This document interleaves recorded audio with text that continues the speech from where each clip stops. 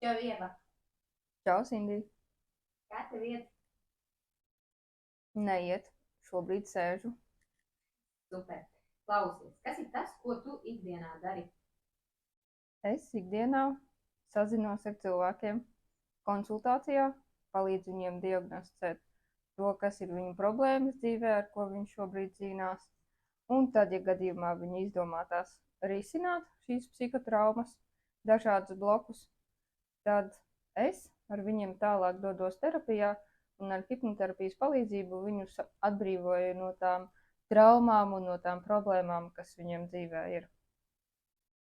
Super. Pastāsti, kas ir tava mīļākā krāsa?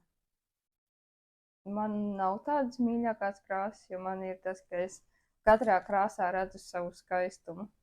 Un katrai krāsai ir savs pielietojums, kur tieši viņa dara vislabāk. Pastāsti sīkāk, kāds ir tavs mīļākais hobijs ikdienā?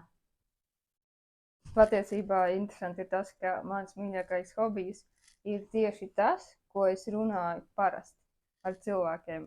Man mīļākais hobijs ir iedziļināties cilvēkos, saprast, kas viņiem šobrīd dzīvē ir aktuāls, kas nodarbina viņu domas, viņu sirdis, ar ko viņi cīnās un palīdzēt viņiem ar to tikt galā. Tas man vienmēr dzīvē ir paticis. Ko tu izvēlētos, plombīru saldējumu vai kafiju? Jā, tas tāds interesants, jā, ko es ļoti atšķirīgas lietas, atkarīgs no ikdienas situācijas, kas tā ir. Bet, ja būtu no saldējumiem jāizvēlas, es labāk izvēlētos šokolādes saldējumu.